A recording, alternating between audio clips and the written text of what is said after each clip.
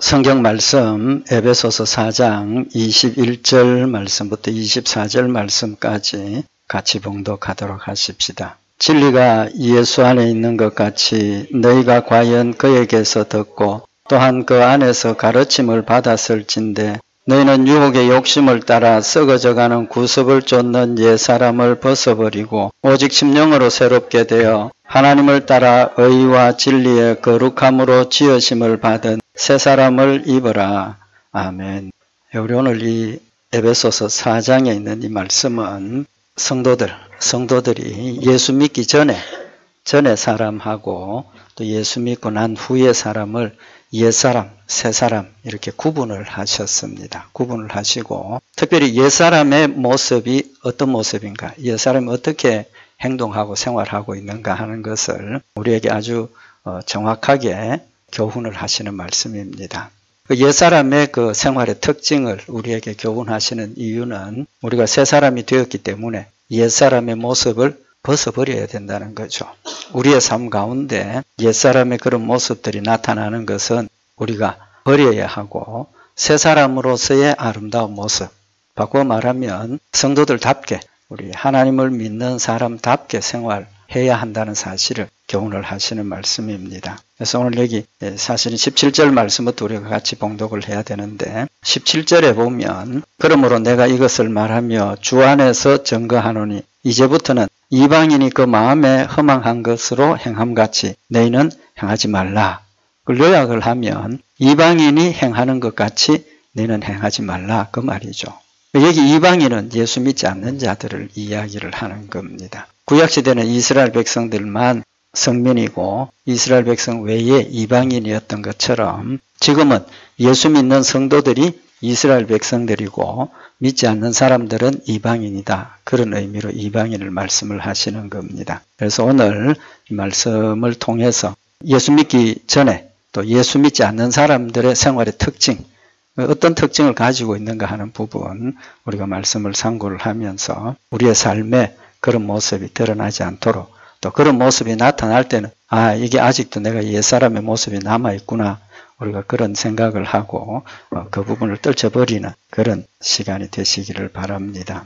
오늘 여기 본문 말씀에서 옛사람의 특징을 지금 우리에게 교훈을 하고 있는데 19절에 보면 저희가 감각 없는 자 되어 자신을 방탕에 방임하여 모든 더러운 것을 욕심으로 행하되 그랬습니다. 또 22절에 보면 너는 유혹의 욕심을 따라 썩어져가는 구습을 쫓는 옛사람을 벗어버리라.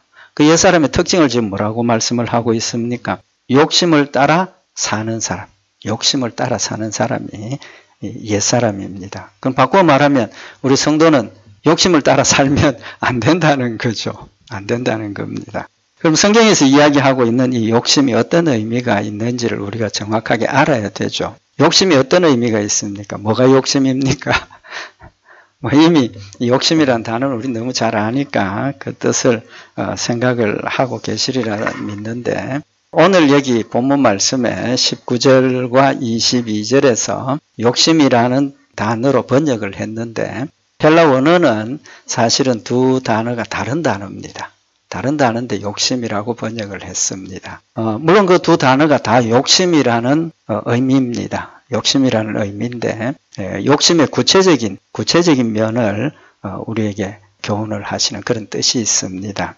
먼저 여기 에베소서 4장 19절에 저희가 감각 없는 자 되어 자신을 방탕에 방임하여 모든 더러운 것을 욕심으로 행한다. 욕심으로 행한다 하는 이 욕심은 어떤 의미가 있느냐 하면 더 가지기를 원한다. 남보다 더 많은 것 가지기를 원하는 것. 그 욕심이죠. 그죠? 다른 사람 이렇게 있는데 다 제쳐두고 내가 그걸 다 가져야 되고 내가 더 많이 가져야 되고 지금 그런 욕심을 이야기를 하는 겁니다. 성경에 나타난 우리 믿음의 조상들 또 성경에 나타난 인물들 중에 더 가지려고 하는 욕심 때문에 망한 사람이 있습니다. 많이 가지려고 좋은 거 많이 가지려고 하다가 망한 사람이 있습니다. 누굽니까?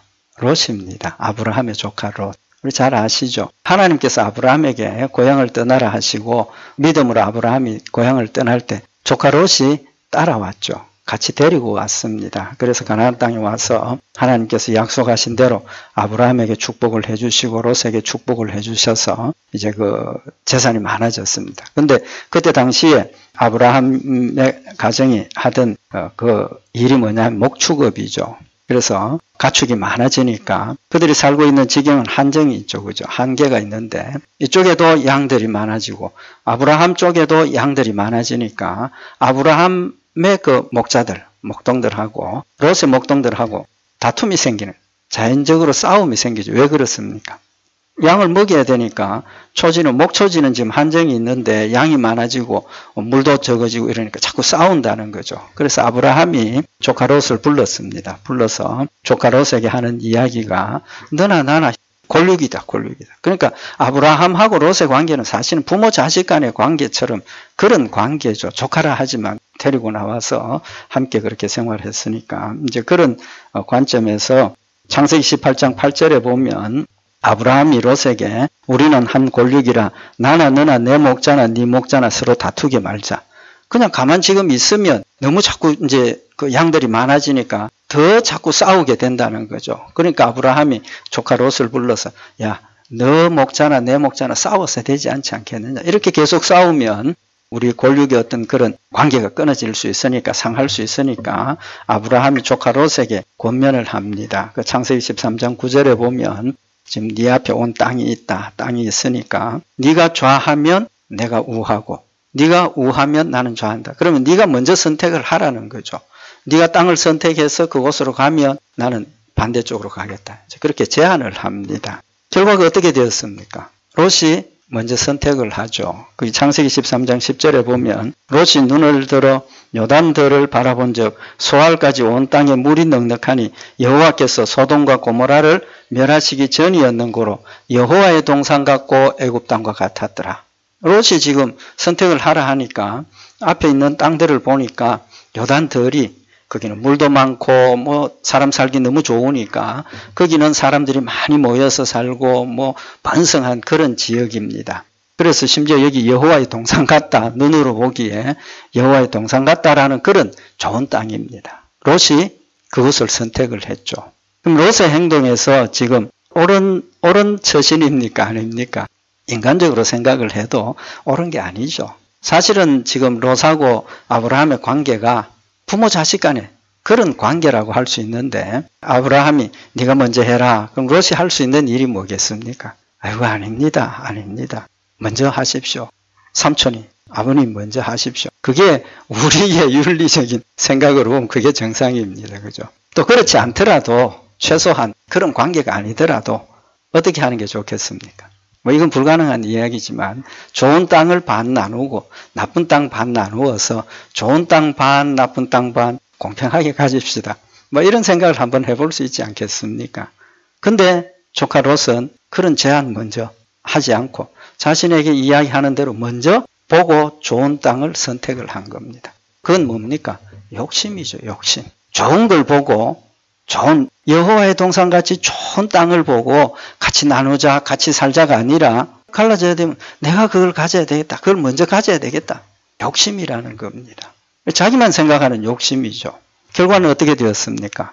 우리가 잘 알고 있는 것처럼 소돔과 고모라에 가서 살면서 롯도 그렇다고 믿음이 없었던 사람이 아니니까 믿음을 가지고 거기 가서 살다 보니까 그 사람들이 하나님을 알지 못하고 육신의 쾌락을 쫓아 살고 그런 모습을 보면서 뭐 권면도 하고 그랬겠죠. 그래서 나중에 소돔과 고모라를 멸하러 왔을 때 그곳 사람들이 롯을 보고 너 들어온 사람이 우리의 재판관이 되려고 한다고까지 하면서 화를 내는 걸 보면 그의 삶이 거기에 들어가서의 삶이 인간적으로는 좋아 보였고 넉넉해 보였지만 그곳의 삶이 믿음의 사람으로서는 생활 환경이 안 되었다는 거죠. 고통을 당했습니다. 또 하나님께서 소돔과 고모라를 멸하실 때 어떻게 되었습니까? 하나도 못 가지고 나왔지 않습니까? 하나도 못 가지고. 심지어 아내가 소금 기둥이 되고 빈손 털고 나와서 사는 그런 모습이 되어졌습니다. 결국은 육신의 욕심, 내가 더 많이 가져야 하고 내가 좋은 걸 다 가져야 한다는 그 욕심 때문에 결말이 빈털터리가 되는 그런 결과가 있었다는 겁니다. 그래서 믿지 않는 사람들의 모습은 내가 더 많이 가져야 되고 좋은 건 내가 다 가져야 된다. 그런 욕심, 이제 그걸 말씀을 하시고 있고 22절에 있는 이 욕심, 22절에 보면 너희는 유혹의 욕심을 따라 그랬습니다. 유혹의 욕심. 여기 이 욕심이라는 뜻은 무슨 뜻이냐 하면 충동적으로 일어나는 욕심입니다. 충동적으로. 뭘 보고 이때까지 아무 생각 없었는데 뭘 보면서 좋은 걸 보면 이거 내가 가져야 되겠다. 그 욕심을 버리지 못해서 그걸 가지기 위해서 거짓말도 하고 뭐 남을 죽이기도 하고 사기도 치고 그렇게 되는 거예요. 충동적인 욕심을 의미를 하는 겁니다. 이 충동적인 욕심 때문에 또 망한 사람이 누굽니까? 하와입니다. 하와. 하나님께서 에덴 동산을 만드시고 아담과 하와가 거기에서 뭐 맛있는 거 먹고 뭐 편안하게 살았는데 누가 찾아왔습니까? 사탄이 찾아왔죠. 사탄이 찾아와서 하와에게 하나님이 정말로 이 동산에 있는 나무실과 먹지 말라고 했느냐? 하와가 아니다. 동산 중앙에 있는 나무만 먹지 말라고 그랬다. 만지지도 말라 그랬다. 사탄의 대답이 뭡니까? 하나님 너 속인 거야. 뭐라고 속인 겁니까? 너 선악을 알게 하는 나무를 먹으면 나 눈이 밝아져서 하나님과 같아진다. 그 소리를 듣고 하와가 뭘 봤습니까? 나무의 실과를 쳐다봤다는 거죠. 보니까 어떻게 됩니까? 창세기 3장 6절에 보면 여자가 그 나무를 본 적 먹음직도 하고 보암직도 하고 지혜롭게 할 만큼 탐스럽기도 한 나무인지라 여자가 그 실과를 따먹고 자기와 함께한 남편에게도 주매 그도 먹은지라. 사탄이 그거 먹으면 하나님과 같아진다. 그렇게 이야기를 하고 하와가 그 이야기를 듣고 나무의 실과를 보니까 그 나무가 먹음직도 하고 보암직도 하고 지혜롭게 할 만큼 탐스럽기도 한 나무였다. 여기서 우리가 한 가지 생각해 볼 수 있는 게 아담과 하와가 그동안 그 나무를 봤겠습니까? 못 봤겠습니까? 얼마나 오랫동안 에덴 동산에서 살았는지 모르지만 그 에덴 동산에 있는 선악을 알게 하는 나무를 봤겠습니까? 못 봤겠습니까? 봤겠죠. 봤을 겁니다. 한 번이라도 봤을 겁니다. 근데 그동안 봤을 때는 그 나무가 보암직도 하고 먹음직스럽기도 하고 지혜롭게 할 만큼 탐스러운 모습이 그들 눈에는 안 보였다는 거죠. 그냥 일반 다른 것하고 똑같이 욕심이 없었다는 겁니다. 그러나 그 열매를 먹으면 하나님과 같아진다는 그 말을 듣고 난 뒤에 그걸 보니까 그 가치를 알았다는 거죠. 그만큼 좋은 거라는 걸 알고 보니까 이때까지 아무렇지도 않던 게 먹음직도 하고 보암직도 하고 지혜롭게 할 만큼 탐스럽게 보였다는 거예요. 그럼 그때 어떻게 해야 됩니까? 아니야, 저건 하나님께서 먹지 말라고 하셔서 안 먹어야 되죠. 근데 충동적으로 정말 좋은 거구나. 정말 지혜롭게 하겠구나. 따먹었다는 거예요. 잠시 멈추어서 하나님이 명령하신 말씀을 생각을 했다면 절대로 안 먹었겠죠. 그 욕심이 그의 마음속에 들어오면서 충동적으로 그걸 따먹어버렸다. 충동적인 욕심을 지금 이야기를 하는 겁니다. 그래서 욕심이라는 그 의미는 나 혼자 다 가져. 내가 많이 가져야 되겠다. 또 충동적으로 저거 좋은 것인데 내가 가져야 되겠다. 그런 욕심을 지금 구체적으로 이야기를 하시는 겁니다. 그래서 골로새서 3장 5절에 보면 그러므로 땅에 있는 지체를 죽이라. 곧 음란과 부정과 사욕과 악한 정욕과 탐심이니 탐심은 우상숭배니라. 여기 악한 정욕, 탐심 오늘 여기 두 가지 단어가 거기에 나오고 있습니다. 그래서 우리는 하나님의 백성으로서 충동적인 것 또 우리가 내가 더 많이 가지고 내가 더 모든 걸 가져야 된다. 그런 욕심을 버리라고 지금 말씀을 하고 있는 겁니다. 결론적으로 성경에서 말씀하시는 욕심은 다른 사람들보다 내가 더 좋은 것 가지고 더 많이 가지고 또 내가 가지고 있는 욕심을 절제하지 못해서 충동적으로 욕심대로 행해버리는 그런 걸 의미를 한다는 거죠. 그럼 옛사람의 모습은 어떤 모습입니까? 이제 좀 전에 말씀을 봉독한 것처럼 에베소서 4장 22절에 너희는 유혹의 욕심을 따라 사는 사람. 욕심을 따라 사는 사람. 또 에베소서 2장 3절에도 보면 전에는 우리도 다 그 가운데서 우리 육체의 욕심을 따라 지내며 육체의 욕심을 따라 사는 사람. 옛사람의 모습입니다. 또 오늘 여기 에베소서 4장 19절에 더 정확하게 이제 우리에게 표현을 하고 있는데 19절에 보면 저희가 감각 없는 자 되어 자신을 방탕에 방임하여 모든 더러운 것을 욕심으로 행한다. 욕심으로 행한다는 거죠. 욕심을 따라 행한다, 욕심으로 행한다. 그 뜻이 뭡니까? 욕심에 지배를 받는다는 거죠. 욕심 때문에 그 욕심을 따라 행한다는 거예요. 먹고 싶은 것, 먹고 싶다 먹어라. 욕심을 따라 행한다는 겁니다. 그걸 구체적으로 지금 에베소서 4장 19절에 뭐라고 표현을 했느냐 하면 욕심을 따라 사는 모습을 자신을 방탕에 방임하는 사람이라는 겁니다. 방탕에 방임한다. 이 방탕이라는 뜻 잘 아시죠? 절제하지 않는다는 거예요. 절제 못한다는 겁니다. 말초신경, 육신의 쾌락, 그걸 느끼고 그걸 가지기 위해서 무슨 일이든지 그냥 윤리도 뛰어넘고 뭐 모든 것들 법도 뛰어넘어서 그 방탕한 생활입니다. 근데 그 방탕에 방임한다 그랬습니다. 우리말로 방임한다고 번역을 했는데 그 헬라 원어의 의미가 뭐냐 하면 넘겨준다는 거예요. 넘겨준다. 우리가 지난번에 믿음은 나를 하나님께 넘겼다. 하나님께 굴려서 하나님께 맡겼다. 그런 뜻인데 오늘 여기 방탕에 방임한다는 것은 자신을 방탕에게 넘겨주었다는 겁니다. 육체의 쾌락에 넘겨주어서 육신이 원하는 대로 마음이 원하는 대로 쫓아 행하는 그런 모습을 지금 교훈을 하고 있는 겁니다. 결론적으로 옛사람은 육신의 욕심에 지배를 받는 사람입니다. 육신의 욕심에 지배를 받는 사람입니다. 욕심이 이거 해라 그럼 거짓말도 하고 욕심이 이걸 해라 하면 뭐 강도짓도 하고 도적질도 하고 육신의 욕심을 따라 살게 되는 그런 모습을 지금 교훈을 하고 있는 겁니다. 결국은 육신의 욕심을 따라 산다는 걸 다른 말로 표현하면 뭡니까? 이기심이죠. 이기심. 나만 잘 되면 되고 나만 즐거우면 되고 나만 넉넉하면 되고 이기심입니다. 하나님 우리에게 원하시는 게 뭡니까? 사랑이지 않습니까? 완전 지금 반대의 모습을 지금 우리에게 교훈을 하고 있는 겁니다. 그래서 자기 만족, 자기만 만족하고 자기만 좋고 자기만 편하고 자기만 즐거운 그런 자기중심적인 사고를 지금 말씀을 하고 있는 겁니다. 결과적으로 이렇게 자기중심적이고 이기적으로 사는 그런 삶의 열매가 뭡니까? 혼자 사는 게 아니지 않습니까? 욕심이라는 게 나 혼자 있으면 욕심이라는 의미가 있습니까? 없습니까? 물론 그때도 있을 수 있지만 있기는 하지만 결국은 욕심이라는 건 다른 사람하고 나하고의 관계에서 비교입니다. 내가 더. 이제 그렇게 보면 욕심으로 살면 다른 사람들하고 같이 사는 일에 뭐가 생기겠습니까? 다툼이 당연히 생기죠. 똑같이 좋은 것 하나밖에 없는데 똑같이 이걸 가지려고 저 사람도 가지려고 하면 뭐가 생깁니까? 다툼이 생기죠. 싸움이 생깁니다. 그래서 야고보서 4장 1절에 보면 너희 중에 싸움이 어디로 다툼이 어디로 쫓아나느뇨 너희 지체 중에서 싸우는 정욕으로 쫓아난 것이 아니냐 너희가 욕심을 내어도 얻지 못하고 살인하며 시기하여도 능히 취하지 못하나니 너희가 다투고 싸우는도다. 우리가 욕심을 내도 다 가지지 못한다는 거죠. 결국은 그것 때문에 싸우고 다투고 분쟁이 생긴다는 겁니다. 사실은 지금 우리가 살고 있는 이 세상의 모습이죠.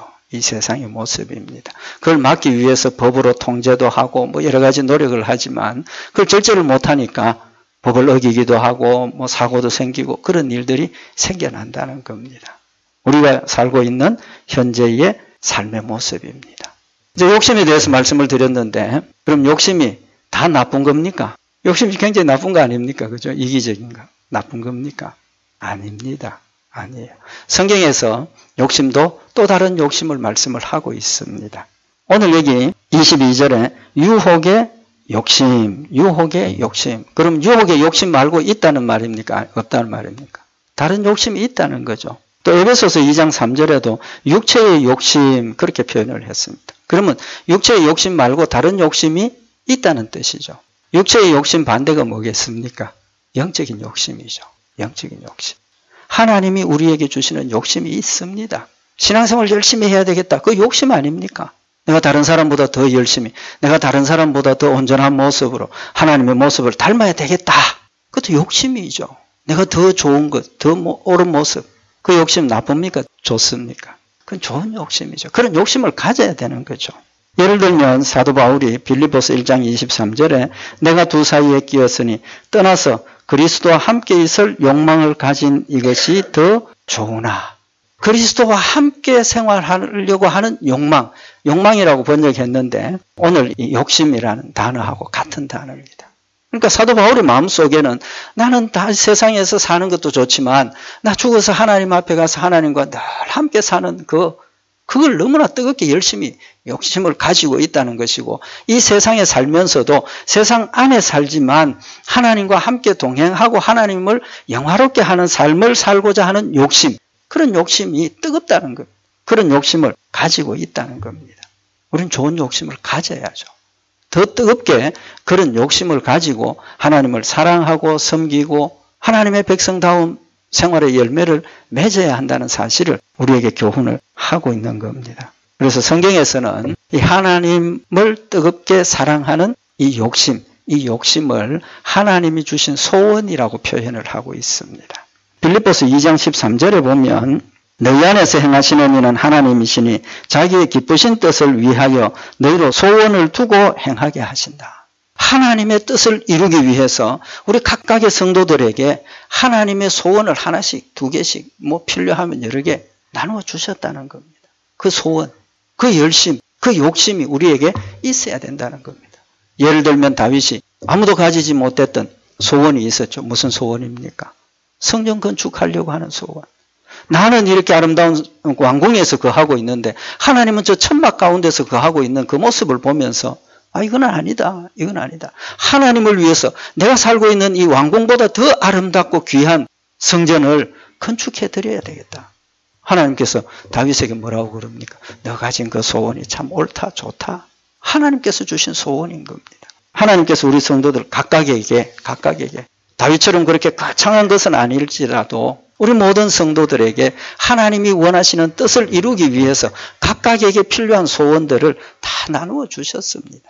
기도하다 보면, 신앙생활 하다 보면 나 하나님의 일을 위해서 내가 이걸 하고 싶다, 이걸 해야 되겠다. 하나님이 주신 소원인 겁니다. 그 소원을 가졌으면 그 소원을 이루기 위해서, 그 욕심을 이루기 위해서 열심히 기도하고 하나님의 뜻이 맞는지 틀리는지 확인하고 하나님의 뜻이 맞으면 하나님 이런 소원을 주셨지 않습니까? 하나님 이 소원을 이룰 수 있도록 하나님 길을 열어주시고 도와주십시오. 하나님이 하시는 겁니다. 그럼 현실은 어떻습니까?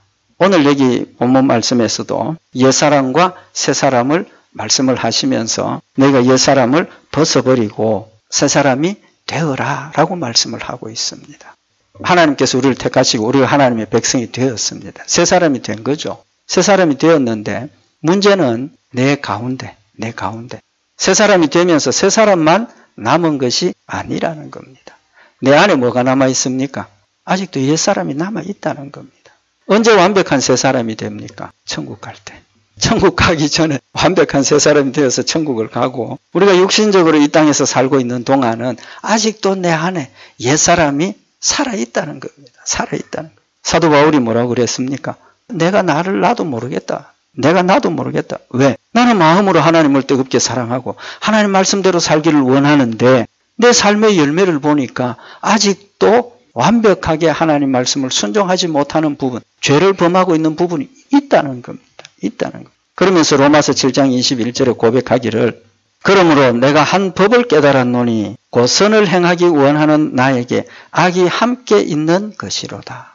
우리는 이 땅에 사는 동안 악 가운데 살고 있고 내 안에 하나님께서 와 계시고 성령님 나와 함께 하시지만 한 법은 아직도 내 욕심이 살아있다는 겁니다. 살아있다.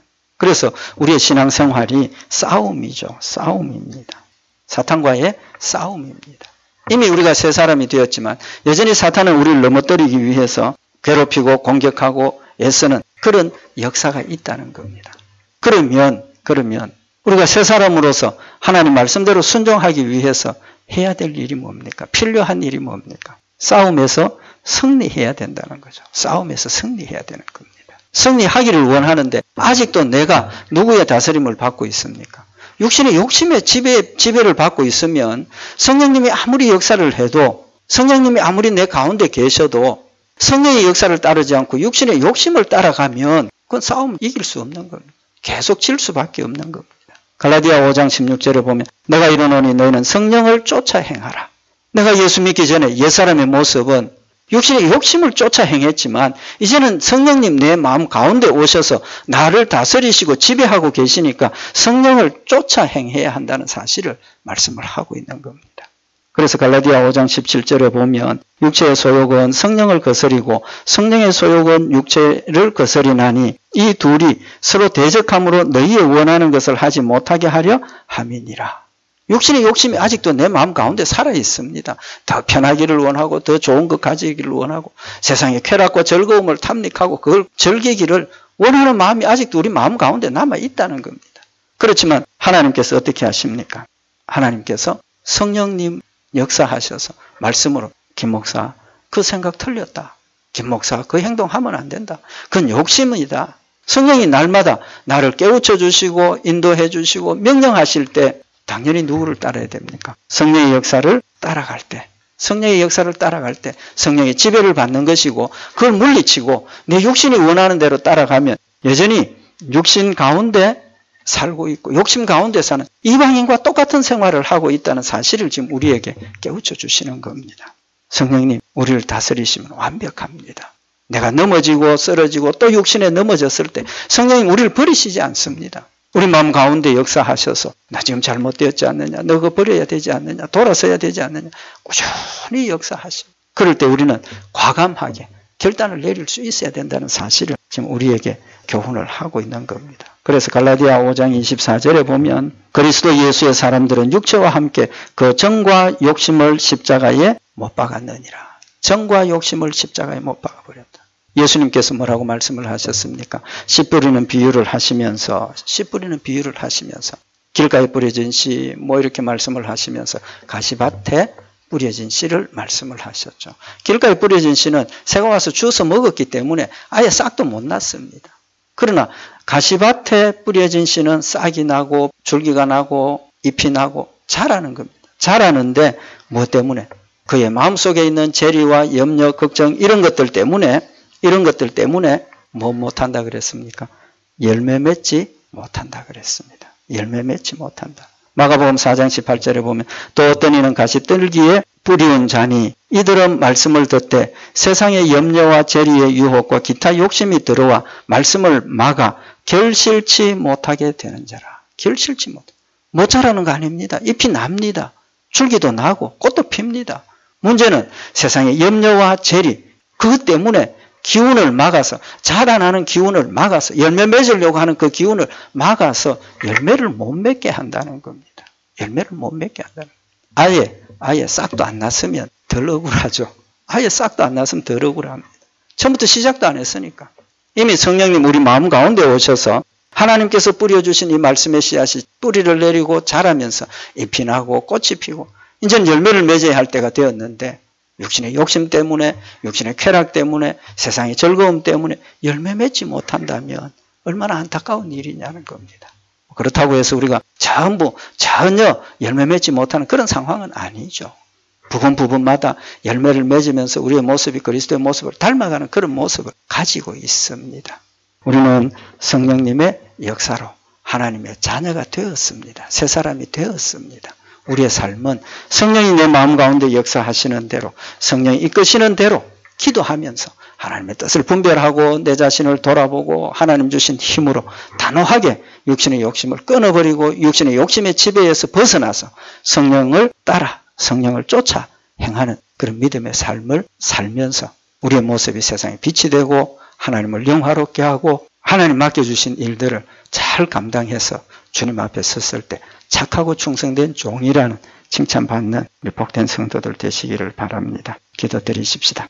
사랑하는 하나님 아버지 하나님의 백성으로 세워주시고 새 사람으로 세워주셨음을 다시 한번 마음에 새기는 시간이 되게 하시고 옛사람은 육신의 욕심을 따라 사는 사람임을 다시 한번 마음에 깨우쳐서 육신의 욕심을 따라 살지 않게 하시고 성령의 소욕을 따라서 성령님 이끌어 인도하시는 대로 주의 뜻을 이루며 하나님을 영화롭게 하는 복된 성도들 되도록 주님 축복하여 주시옵소서. 늘 함께 하시고 지키실 줄 믿고 감사드리오며 우리 주 예수 그리스도의 이름으로 기도드리옵나이다. 아멘.